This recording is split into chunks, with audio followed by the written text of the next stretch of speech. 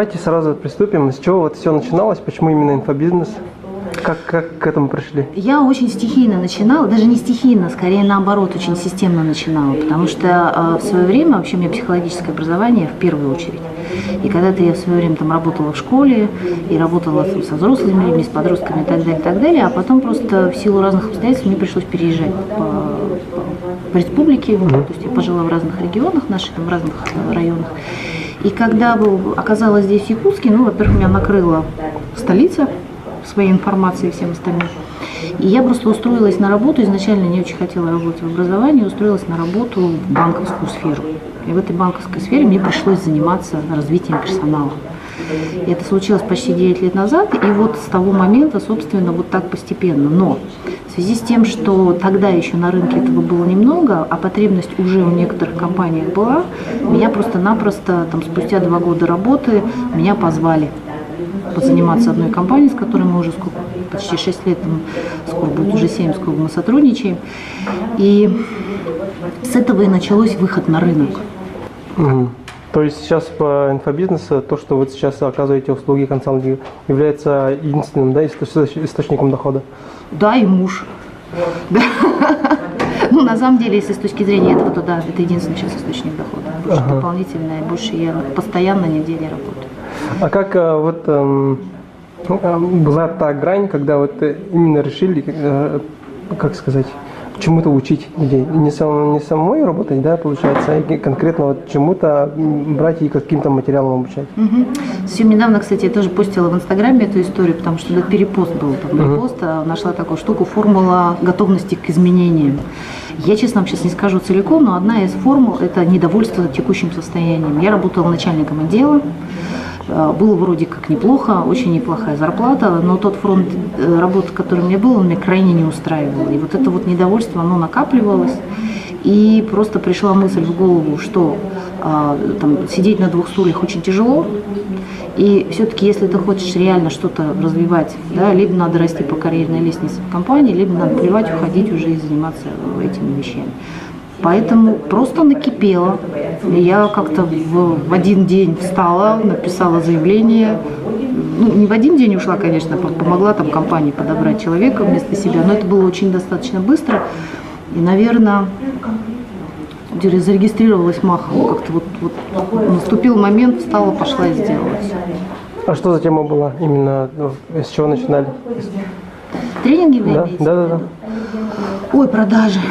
Продажи. Прям самый первый тренинг мой вообще был и в компании, когда я внутри работала, продажи, технология продаж. Когда вот начинали, нужны ли были какие-то вложения? Нет, ну знаете, традиционно там 10 тысяч уставного, который мы просто указываем. Для меня вот эта вот моя сфера деятельности, она на самом деле не затратна. Поэтому у меня даже там, по налогообложению у меня нет вот это плюс расходы, потому что я посчитала, что мне больше бумаг заполнять, чем вот эти расходы учитывать. На самом деле немного, потому что даже офиса как такового не надо, и спасибо, что в Якутске есть там возможность арендовать помещение, если действительно собираешь группу, но это действительно не проблема абсолютно. Постоянно держать какой-то офис бессмысленно, на самом деле. Нет? Отлично.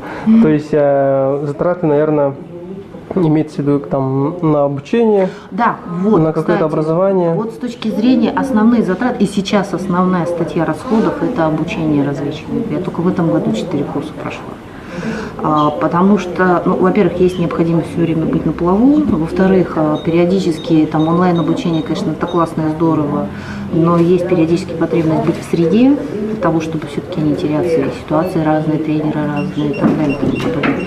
Поэтому, честно вам скажу, у меня каждый раз отпуск совпадает с обучалкой. Я куда-нибудь еду, обязательно посмотрю, есть там что-то, чему можно поучиться, и обязательно учусь. Вот это основная статья расходов. У меня даже муж говорит: ты что-то все учишься, даже научишься. Я говорю: понимаешь, никогда, профессия такая.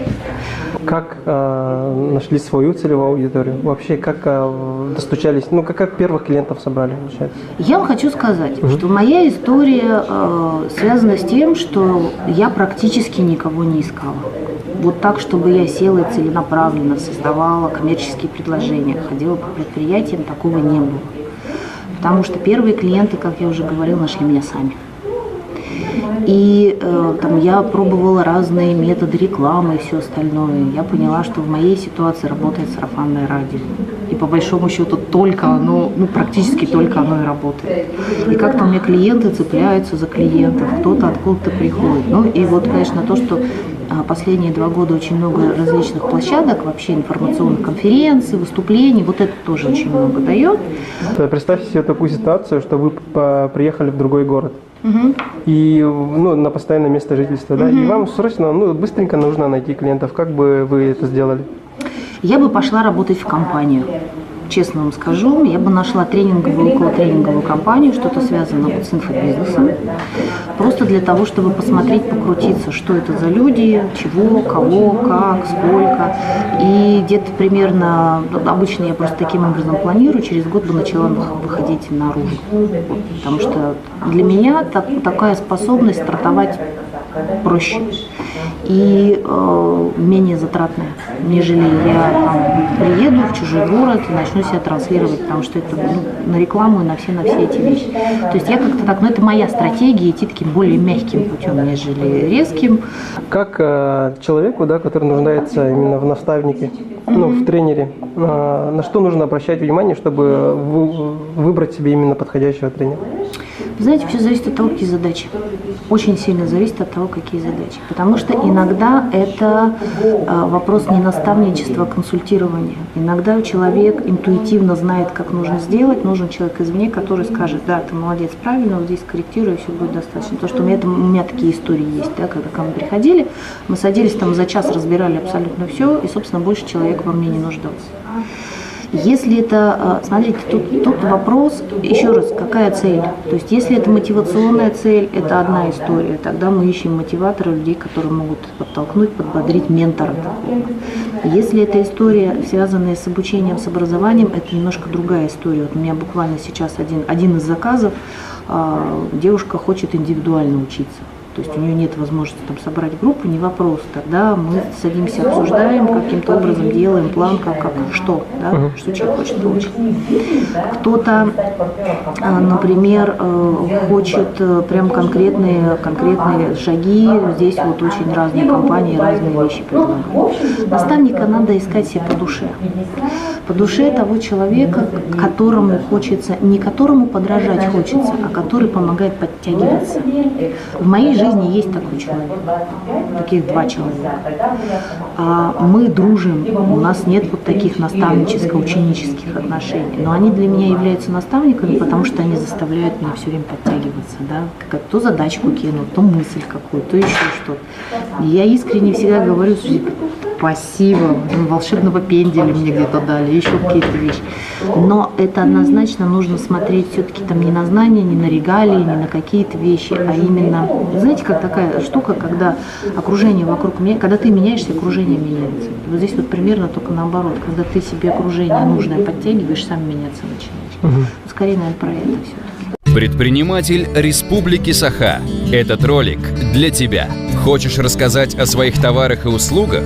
Объявить об акции или распродаже? Как же сделать это ярко, с большим охватом и в то же время недорого? Решение есть. Анимированный видеоролик на YouTube. Почему же именно такой вид рекламы? Анимация всегда притягивает больше внимания.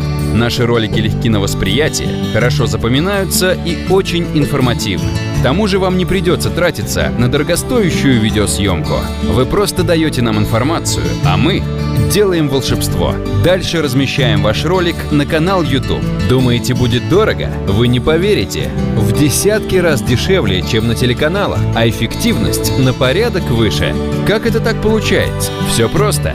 Размещая ролик на YouTube, мы сами выбираем, кто будет его смотреть. По региону, возрасту, половой принадлежности и даже виду деятельности. Так что время дорогостоящей рекламы прошло.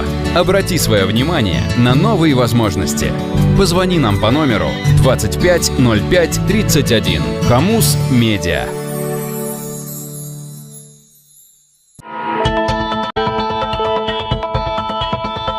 Начинающему предпринимателю нужно ли находить тренера, посещать какие-то образовательные семинары? И в каких целях можно ходить, а в каких целях лучше самому делать, набивать свои шишки? Вы знаете, можно по-разному. Но вот это мое понимание, я ни в коем случае не транслирую его как там единственно верное. Я как-то за набивание своих шишек. Да? Потому что все-таки, когда есть тренер со стороны, это мнение другого человека. Пусть даже экспертное, пусть даже проверенное, но другого человека. Даже в последнее время на тренингах там такой вид. Ребят, если то, что вы делаете, не входит там, скажем, в стандартную концепцию, но это работает, значит, это имеет право быть. Все, да, поэтому понятно, что какие-то намеки есть. Я вам более того хочу сказать, например, когда я учу руководителей базовым навыкам управления, которые никогда в жизни не управляли, это всегда идет тяжелее, чем ежели человек хотя бы полгода управлял людьми, он уже набил шишки, и та информация прям ложится как родная, они начинают понимать какие-то вещи. Поэтому я думаю, что если говорить про предпринимателя, который хочет открывать бизнес, однозначно нужно там понимать с точки зрения финансов, с точки зрения организации, с точки зрения каких-то юридических, экономических знаний. Я думаю, что здесь надо кого-то искать, потому что это важные базовые вещи. А с точки зрения коммуникации, еще каких-то вещей, очень спорно. Но, как правило, у предпринимателя, когда возникает потребность, она возникает. Я просто помню, когда 4 года назад мы заходили в компанию и говорили людям, например, слушайте, это индивидуальный предприниматель, который много лет на рынке, и мы начинали им про управление персоналом, говорят, слушайте, создайте штатное расписание, и на нас так смотрели. Да потом это вообще сейчас не важно. И потом, спустя какое-то время, пусть это не мы, пусть это другие люди приходили и про это рассказывали, они такие, ну а время пришло. Я вот к этим вещам отношусь, что, знаете, как... Когда человек готов, он своего учителя найдет. Да, он как-то начинается подтягиваться эта история. Поэтому то есть по-разному. тут такая история, да? Нужно, чтобы получить ответ, нужно задавать именно правильный вопрос. Да.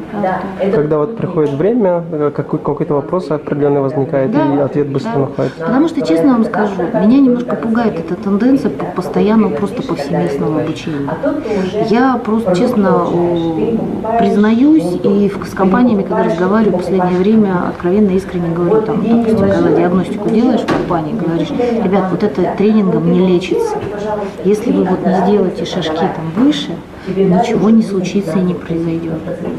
Если там еще что-то не произойдет, предупреждаю, потому что, с одной стороны, да, это бизнес, я на этом зарабатываю деньги, это понятно, а с другой стороны, есть вопрос здравого смысла и целесообразности. Ну, это уже другая история, какие вместо этого я шаги предлагаю, каким образом предлагаю работать. Потому что сейчас как так, все, давайте всех отучим. У меня буквально недавно был опыт в компании, которые просто люди в усмерть переученные. Их отучили всему, у них вот такая голова, но инструментов, как это применять, и условий, как это применять, не создано. Отсюда вопрос, чего учили-то? Смысл какой? А как вот полученные знания применять в жизни? Какие... Я думаю, что учиться надо точечно под конкретные задачи. Ну, правда. Я столько видела людей, которые заканчивали менеджмент в очень серьезных вузах, и им негде это применять. Или, допустим, они являются очень маленькими руководителями, учили их стратегиям. Ну, нет, с точки зрения образования корки круто, с точки зрения применения навыков нет. Есть у меня проблема, допустим, ну, условно говоря, я там с ораторским мастерством не дружу, а мне появилась потребность выступать людям. Пожалуйста. Сейчас просто видите, какой прикол. Сейчас тренингами называют все.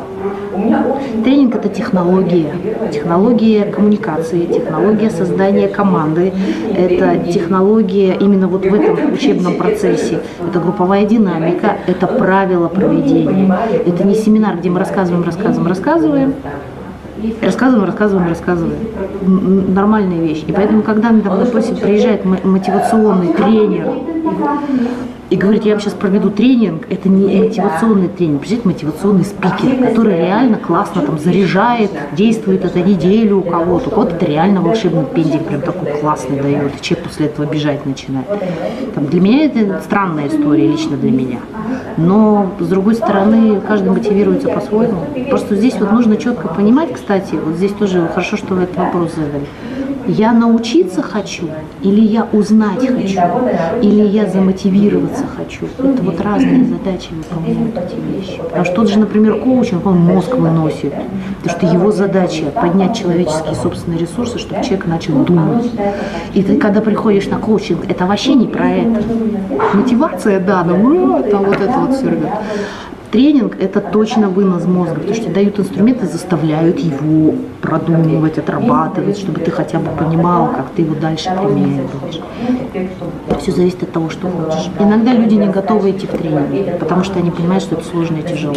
Им проще прослушать семинар, услышать для себя какие-то важные вещи, сделать выводы и пойти с ним. Почему нет? Все имеет место. Что конкретно нужно? Вот таким образом. Угу. Еще такой вопрос. Почему, допустим, бизнес-тренер, да, или консультант, или вообще человек, который там что-то преподает, может собственного бизнеса не иметь? Я поняла ваш вопрос, да, надо ли быть профессионалом в той области, которую ты преподаешь. Угу. На самом деле, меня этот вопрос тоже очень долго мучил, потому что немножко про другую задачу. Есть два варианта.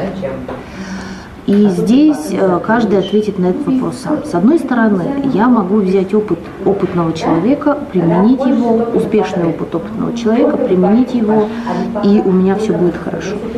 Я могу взять опыт опытного человека, мне он совершенно не подходит, и я его не применю. Я могу взять общие знания, переработать их под себя и применить их так, как мне нужно. Я все-таки за то, что человек, который дает знания, умел давать знания. Да? Потому что, если мы, например, говорим про очень серьезных тренеров, которые у нас здесь, давайте возьмем, далеко ходить не будем, Максима Батарева. Я прошу прощения, если неправильно фамилию, потому что кто-то говорит Батырев, кто-то Батарев. Я читала его книги, я видела его семинары. Это человек, который имеет реально опыт шикарный, и он умеет этот опыт преподать, потому что у него просто есть свойство такое. Но есть люди, которые имеют опыт, и преподать его не могут. И таких, кстати, очень много примеров, которые там к нам приезжают и начинают говорить: вы все лошары, давайте продажи, это про это. Это немножко все-таки про другое. Да? Про талант? Это и про талант в том числе. Преподавательская вещь – это все-таки умение. И здесь умение не говорить красиво и много, как раз иногда вовремя рот заткнуть вообще и дать возможность людям получать. Почему я говорю, что, например, тренинг – это технология. Там вопрос не тренер-гуру, а вопрос завести процессы и шаг назад сделать, там процессы происходят дальше с таким образом. Поэтому, вы знаете, я думаю, что точного ответа на это нет, но однозначно это человек, который должен уметь транслировать то, что, собственно, он хочет сказать. Если говорить про, например, про мою сферу, то я транслирую именно то, что я умею. Потому что это моя штука. Я в свое время, когда тренинг училась, именно бизнес-тренерство училась в компании, меня ругали.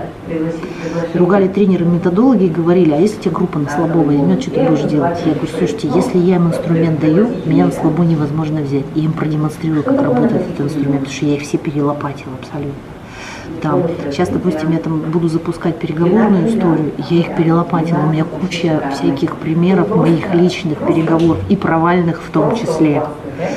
Поэтому я соглашусь, что если ты преподаешь, ты должен уметь продемонстрировать. Но не факт, что ты должен иметь отдел продаж для того, чтобы рассказать, как работает отдел продаж, потому что это вопрос коммуникации, это вопрос продажного навыка, это вопрос подбора персонала, это вопрос управленческих навыков. И учитывая, что я была руководителем, то, что я говорю про руководителя, я свои шишки рассказываю с радостью, где я просто там накосячила с подчиненным, где у меня коммуникация с вышестоящим руководством какая была. То есть это вот очень сильно использую именно эту вещь, потому что я считаю, что знаете как, я как-то в своей голове себе такую планку поставила. Имею я право о каких-то вещах говорить или не имею? Да, как меня недавно, например, попросили подготовить материал про пожилых людей, да, ресурсы пожилого человека. Я говорю: я не имею права про это говорить, я там не была. Я могу там про то, что сзади было. А там как я могу людям пожилым давать советы, как поднимать их ресурсы? Да? Вот это моя такая философия отношения к этому всему. Поэтому так.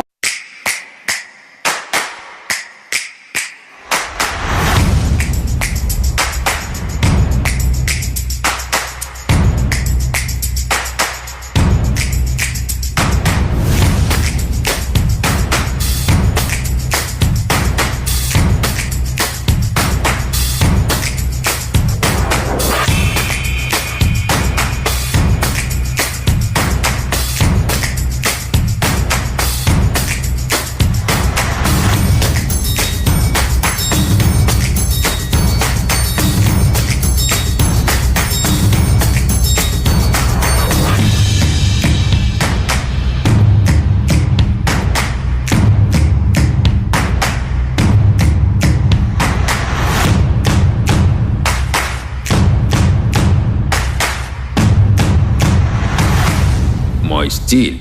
Якутия.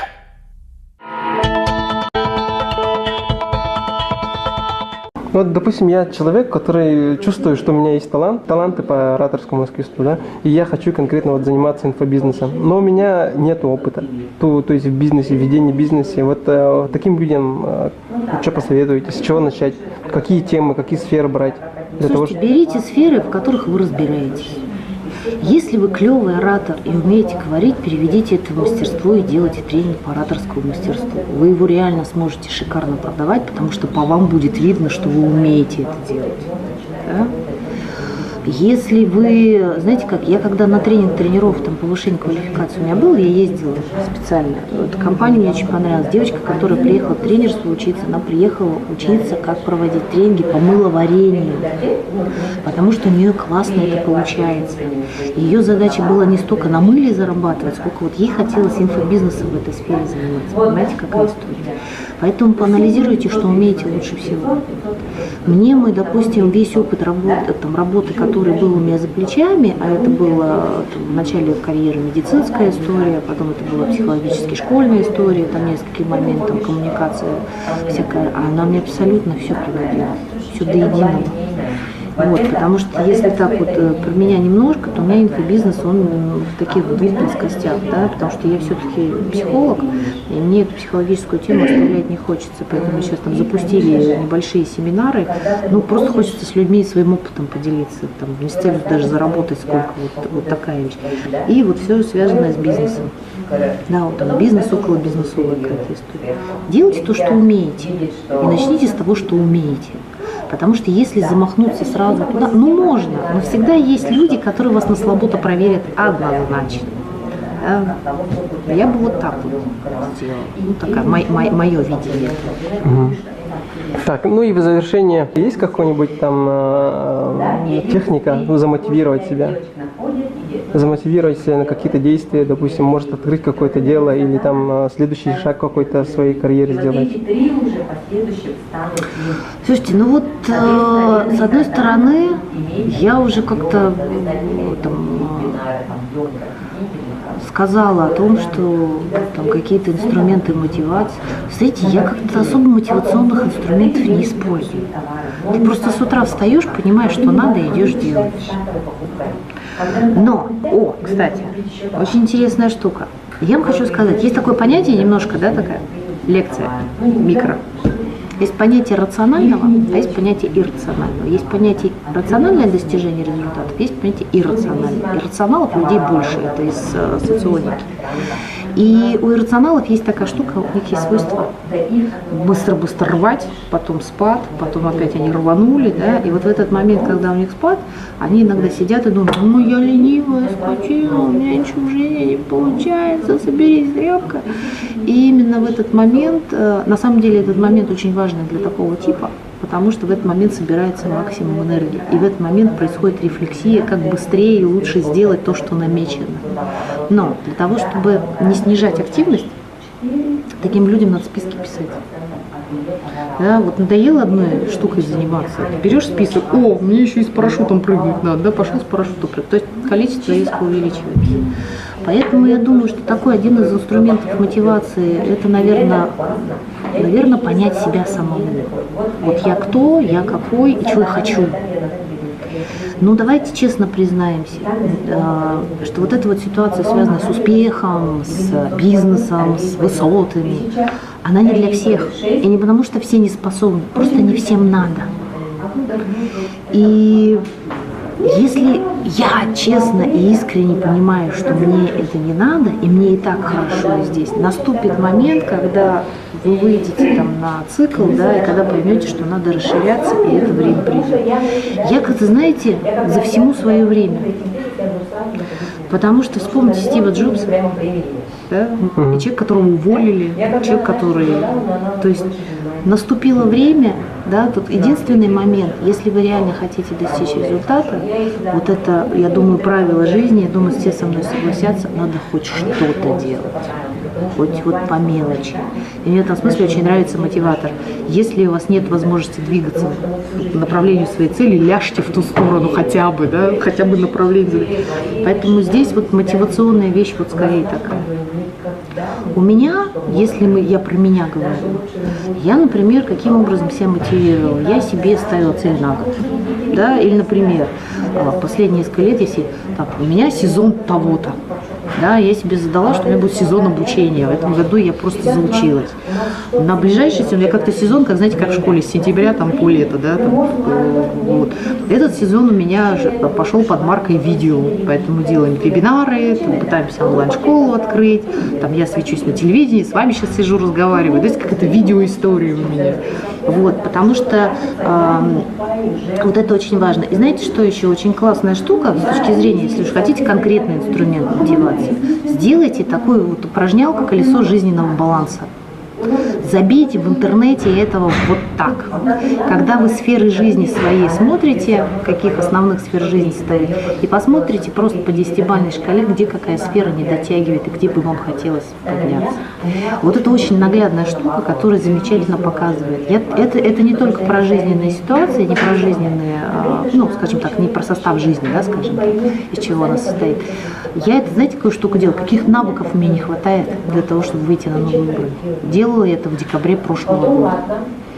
Написала план после этого, какие навыки и какие мне не хватает корки и знания. Там, кстати, была история, где нужны были только корочки, честно.